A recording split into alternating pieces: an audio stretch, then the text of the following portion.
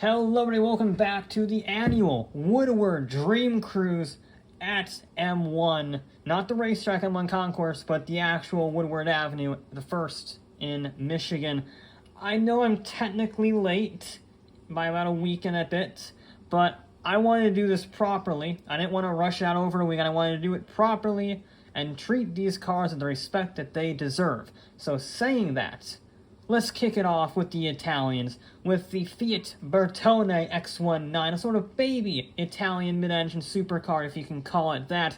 This was not a baby Italian mid-engine supercar, the Ferrari Testarossa, one of many beautiful Ferraris on display. And we go from one movie star to another, from Miami Vice to Magnum PI with the 308 GTB. Another excellent red Ferrari. I know the Miami Vice one is white, but excellent Ferrari nonetheless. Of course, Lamborghini also had some pretty good showings with the Huracan Performante, and, more impressively and more hardcore, the Huracan STO, in very gold paint. I kind of like it, actually. It's kind of aggressive, kind of ostentatious, but that's also Lamborghini's main clientele, let's be honest. So we move on to the Germans, with Volkswagen. We had the Type 2 bus, we had the Carmen Ghia convertible, we had plenty of convertibles actually from Germany, which is a bit of a surprise, but it's always nice to see them.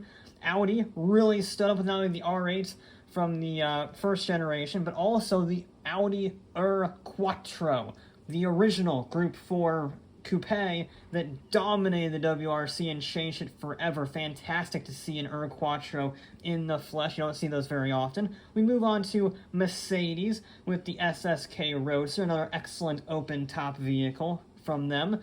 And plenty of four-door sedans. You had the 190E tuned by Cosworth for the DTM Championship, and AMG. So we had both Cosworth and AMG tuned Mercedes, this one being the 500E, before they were merged with Mercedes. So this is an AMG post-merger, the GTR, while the 500E was a pre-merger Mercedes. So let's move on to Japan. Plenty of lovable Japanese sports cars on display. Plenty of custom MX-5, plenty of stock cars as well, like the Mazda RX-7 FB. Good to see an original RX-7, not just the FDs. Datsun/Nissan had plenty of good suggestions with the 260 and the Silvio, both of them very blue. Baby blue is popular today, apparently. Clearly, because the R33 GTST is also baby blue. Not the GTR, it's the four-door sedan version. That's a GTR, an R33 V-Spec to be specific, in beautiful midnight purple paint. You don't see an R33 very often, much less in midnight purple, and you certainly don't see a mint condition R34 V-Spec. So well done, top marks for the Japanese to have them on display, although that the Daihatsu fire truck deserves an honorable mention. But next up is the best of the British, mainly classic roadsters, let's be honest. There were plenty of triumphs, including the Spitfire or the Jaguar XF-150, that's not technically a roadster. All fantastic cars, but in order to be different, I chose one that I'd never seen before. A Ford Focus RS. Not the new Focus RS, the old one, the front-wheel drive one from 2009 that wasn't even sold here in the States. The fact that it is in the US is kind of amazing. They must have done some sneaky show and display laws for this one. Really fantastic to see it in the country, first time ever seeing it. And it's one of my favorite cars of the entire weekend. But let's not beat around the bush. This is the Woodward Dream Cruise, which means it's America time, as shown by the first sponsorship of the military-industrial complex. This is obviously an American show with plenty of American vehicles of various types, including movie vehicles from Jeep, which is a nice touch, I gotta say, with a little Triceratops in the back. Lovely stuff. And there were some classics too, but in classics, I don't necessarily mean the boat tails, I mean the hot rods, like the Studebaker that we see here, or a taxi cab from the 1950s that looks like straight out of Taxi Driver, or a DeSoto. When's the last time you've seen a DeSoto of any type? How many of you even heard of DeSoto? It's awesome seeing these classic cars of various qualities. But yeah, American cars, specifically muscle cars and hot rods, were the stars. And this is one of the more unique muscle cars, the Studebaker Avanti, a last-ditch effort to save the company that ultimately failed, but it did result in one of the fastest production cars in the world at the time. If only it worked, but at least they went out on a high. So, well done, Studebaker. AMC also has some fantastic vehicles like the Pacer, like the gloriously underrated AMX. I love the style of this, especially in the red with the white stripes and the side pipes. Really nice stuff. But the big three, obviously going to be a huge part in this, with Ford bringing both their classics, the Model T and the Model A, as well as many, many muscle cars and classic hot rods. 32 coupes were aplenty. The Deuce Coupe is an icon of, well, tuning in the American muscle car sense, so of course there can be plenty of those. An interesting one, the Ford Econoline pickup truck van thing. Nice to see that. You don't see those very often. I always like seeing different vehicles, like the 1968 Ford Torino 428, not the Grand Torino, not the Clint Eastwood one, the original, the predecessor. And of course, lots and lots of Mustangs. Ridiculous how many there are. Not really surprising, but still the sheer quantity is stupid. Absolutely stupid. Ranging from 351 Bosses to SVOs, as we see here, or the classics, or the Shelbys, like the GT350. Speaking of Shelby, there were plenty of Shelbys in attendance, including a gorgeous GT500. The 67 GT500 is just one of the best muscle cars ever made. It looks absolutely stunning. No wonder they picked it to be the movie car for Eleanor in Gone in 60 Seconds. Again, parked outside their garage as their winter car, as one often does. Shelby had a huge draw here, but honestly, they were not the stars. Dodge and Chevy, the other two of the big three, were really huge. Shelby brought out their Dodge Omni Goes Like Hell some more, a brilliant 80s hot hatch that was one of the fastest cars you could buy in America at the time, despite being a front-wheel drive 4-cylinder. Really awesome stuff. On the other end of the spectrum, there's the Super Bs and the Chargers, like the 68 or the 69. Classic styling. Very nice to see all sorts of different versions, ranging from Daytona cars to, well, General Lee's. Always good. There were some Challengers as well, both modern and old, although the E-body will always have a special place in my heart, both the Challenger and the Plymouth Barracuda. There were actually quite a few Plymouths out in attendance, including yet another movie car, because it's the Woodward Dream Cruise. There's plenty of movie cars and star cars to go about. In this case, it's the Blues Brothers.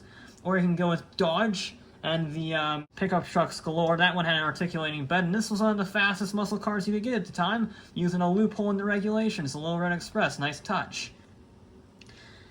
So yeah, I love this. It's absolutely brilliant seeing all these classic cars. The Superbird with the massive wing, as iconic as ever. Another very orange muscle car, the GTO Judge. Again, kind of underrated from Pontiac, but what do you expect? It's Pontiac. They also made the Fiero, and while I like the wide body kit on this one, it's not exactly stellar. So, I just like seeing different cars. Cars like the Cadillac ATS V IMSA Championship Edition, or the GMC Typhoon that we just saw. Really neat stuff that you don't see most places. Even Buick had a fantastic attendance with the GS, with the 455 V8, one of the biggest engines ever put into a GM product. And then we get to Chevy. Chevy had many, many vehicles, including lots of Camaros, lots of Chevelles, lots of Novas, lots of Corvairs. But the Corvette was the star. It was celebrating its, 80th birthday this year? And they had one Corvette from every single year in attendance. If you couldn't tell, this was a Corvette day, first and foremost. I mean, they had everything from the original 1953 with the terrible straight six to the gorgeous, in my opinion, best C2 with the 427. And then you get to the rarest Corvette of them all. No, not the ZR1, let's not be silly. I mean, it's a nice car, and I like the green, but it's not anywhere near the rarest. No, these are not the rarest either, although they are quite rare. The various concept cars, including the Mako Shark, which I wish went into production. It looks so good. It's got almost like gills on the side, and the multicolor paint job looks fantastic. One of the mid-engine Corvette prototypes, the aluminum Reynolds Corvette. There was even the 2009 Stingray concept that pioneered what would become the C7 in terms of design shape. Really neat stuff. And yet this run-of-the-mill 4-speed auto 305 V8 is the rarest Corvette ever made. They made one in 1983, and this is the only one because of production issues. It's the only 1983 Corvette in existence. It looks like every other Corvette, but it has that unique bit of history that makes it, honestly, probably priceless. But where would I be without mentioning the racing vehicles? We saw the Indy Carnival, we saw the GT1 a few times, a crazy 1200 horsepower carbon fiber thing. There was also the Mustang Mach-E 1400, the Vaughan Jr. drift car, now sponsored by Red Bull, which means Max Verstappen can probably win another Grand Prix in it.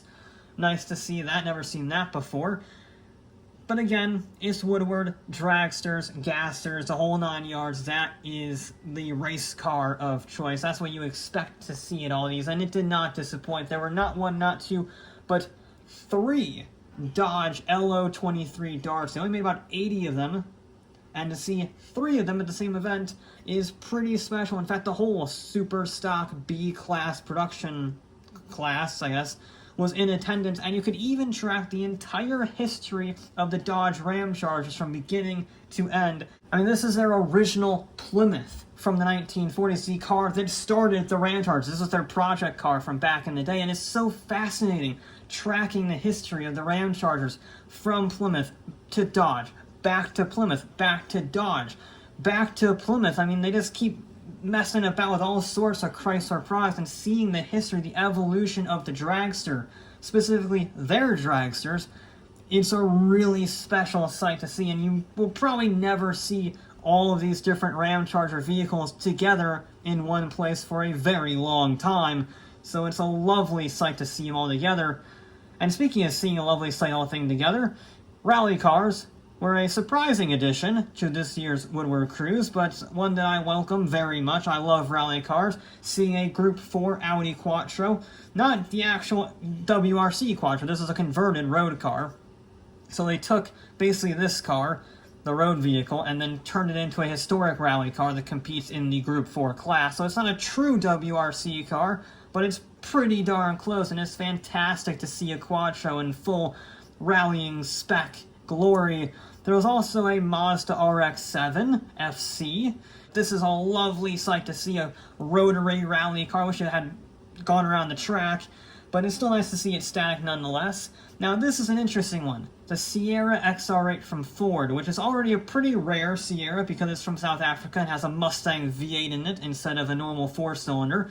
But this one is even more special because, as you can see based on the license plate, it competed in the 2007 Pikes Peak International Hill Climb back when it was still part dirt, part tarmac. So it's a very special vehicle. Seeing a Sierra is awesome regardless, but seeing a Pikes Peak Sierra is peak. No pun intended. Awesomeness. I love it. It's my favorite car in show by miles. And yet, we can't finish off the Woodward Dream Cruise without talking about all the crazy custom vehicles that show up, because that is half the fun, isn't it? It's nice seeing the historic race cars, it's nice seeing the classic muscle cars and the modern sports cars in a very welcoming attitude, but it's all about the custom build cars at the end of the day. It's the chance to express yourself, to explore what is possible, and it is bizarre. I love them. You can never dream them up in any video game. They look like Hot Wheels cars, in all honesty. From the skull car to the rock balancer to the tried and true upside down van, they're just phenomenal. This one is a new one, though. I've seen all the others before, but this is a Ford F-Series, it looks like, built out of wood. So some real craftsmanship there, if I can be praising him, because it is a very impressive build, and it really sums up the Cruise quite nicely. One minute you're looking at a Mazda RX-7 rally car, the next minute you're looking at a British hot hatch, then a frickin' car made out of wood drives by, and I don't mean in the Morgan sense, and then you see a bunch of movie cars in a parade, followed by one of the rarest Corvettes ever built, finishing off with a nice lovely Pikes Peak hill climb competitor. A sentence I never thought I would say, but since it's the Woodward Dream Cruise, anything is possible.